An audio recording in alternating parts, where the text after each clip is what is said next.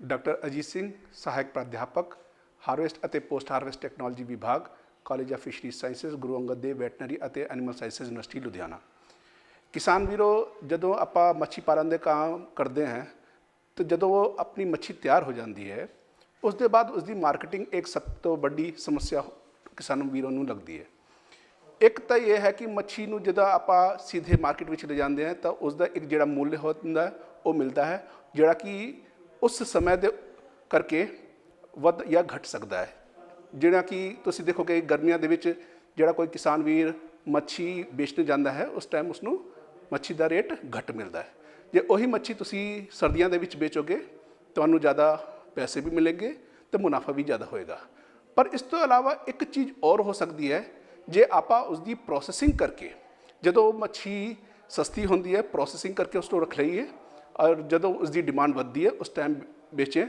ਜਾਂ ਫਿਰ ਇੱਦਾਂ ਦਾ ਵੀ ਹੋ ਸਕਦਾ ਹੈ ਕਿ ਕੋਈ ਆਪਣਾ ਬਿਜ਼ਨਸ ਇਸ ਪ੍ਰੋਸੈਸਿੰਗ ਇੰਡਸਟਰੀ ਵਿੱਚ ਸ਼ੁਰੂ ਕਰਨਾ ਚਾਹੁੰਦਾ ਹੈ ਜਿੱਥੇ ਕਿ ਮੱਛੀ ਉਹ ਸੋਚਦਾ ਹੈ ਕਿ ਮੈਂ ਡਾਇਰੈਕਟ ਕਿਸਾਨ ਤੋਂ ਖਰੀਦ ਲਵਾਂ ਜਾਂ ਫਿਰ ਮਾਰਕੀਟ ਤੋਂ ਲੈ ਲਵਾਂ, ਉਸ ਤੋਂ ਪ੍ਰੋਸੈਸ ਕਰਕੇ ਉਸੇ ਜ਼ਿਆਦਾ ਲਾਭ ਲੈ ਸਕਦਾ ਹਾਂ।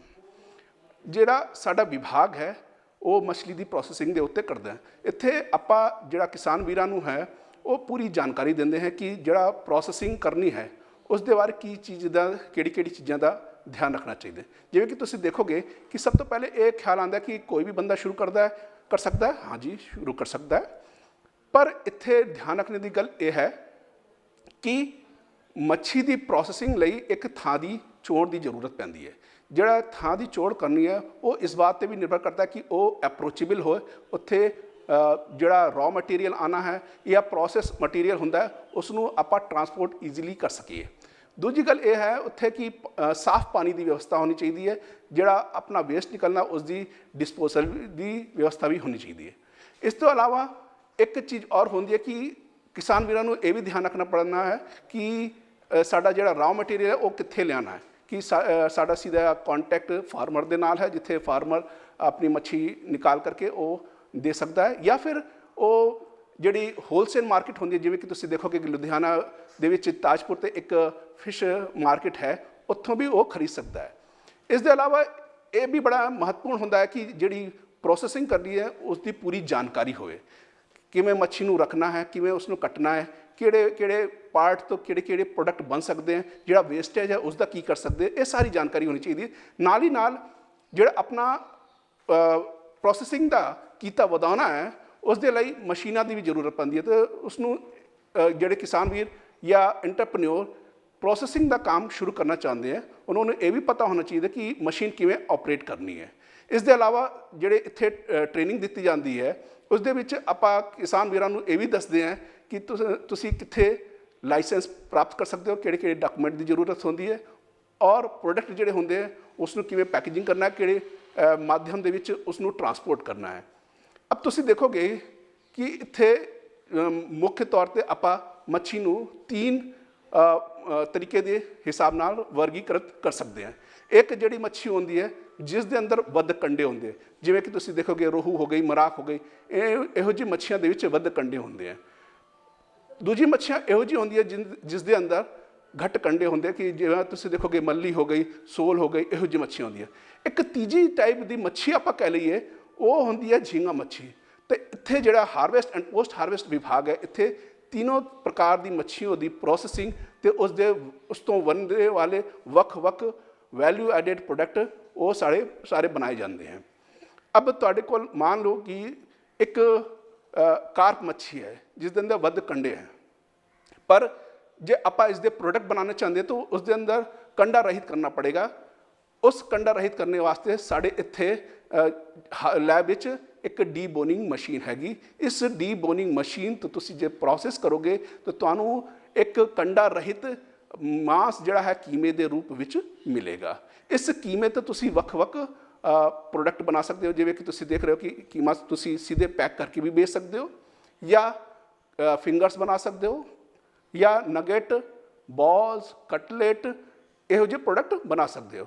ਤੁਸੀਂ ਇਸ ਤੋਂ ਇਲਾਵਾ ਇਸ ਦੇ ਅਚਾਰ ਵੀ ਪਾ ਸਕਦੇ ਹੋ।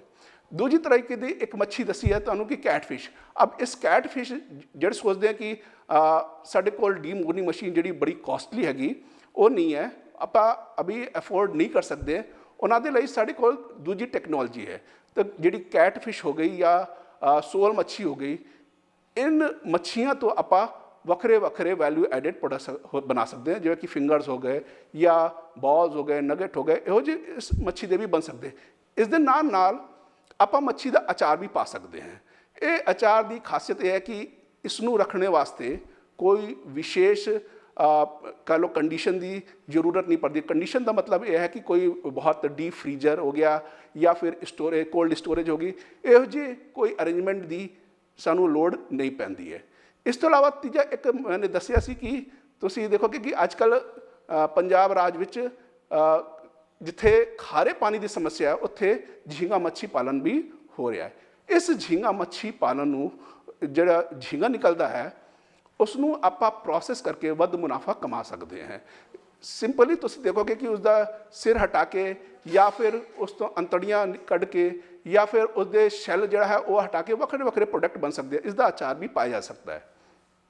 जदों आपां गल करते हैं प्रोडक्ट की तो प्रोसैसिंग के दौरान लगभग 50 तो 60% वेस्टेज भी निकलता है। ये इस गल ते निर्भर करता है कि किहड़ी मच्छी है और उसनों किवें प्रोसैस किया गया है।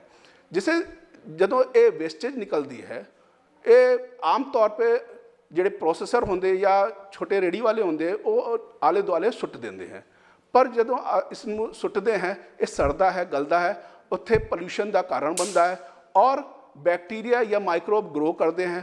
ये जिहड़े वेस्टेज होंदा ये न्यूट्रीएंट का बहुत वधिया स्रोत हो सकता है हुंदा है। इस वेस्टेज नूं आपां प्रोसैस करके इसका फिश मील हो गया या बोन मील हो गया या साइलेज हो गया या फिर झींगे तो आपां श्रिंप मील बना सकते हैं। अब गल आती है कि इसका फायदा की है।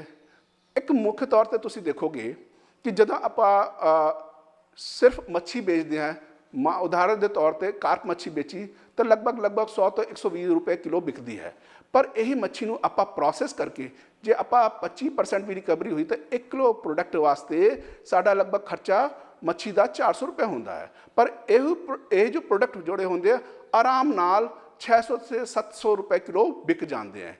तो तुसीं देखोगे कि जिहड़ा कॉस्ट आई प्रोडक्ट नूं बनाने वास्ते वो 400 रुपये आई, 50 रुपये तुसीं प्रोसैसिंग का रख लो तो 150 से 250 रुपये तुहाडा वखरा मुनाफा हो जाता है। तो कोई भी जिहड़ा फार्मर है जिहड़ा मच्छी पालन का काम करता है या कोई भी इहो जिहा ग्रेजुएट बंदा जिसदे कोल कोई नौकरी नहीं है, कोई काम ढूंढ रहा है, लभ रहा है, वो ट्रेनिंग लेके उस प्रोसैस मच्छी की प्रोसैसिंग का कीता शुरू कर सकते हैं तो अपना मुनाफा या कह लो आमदनी का एक जरिया बना सकते हैं।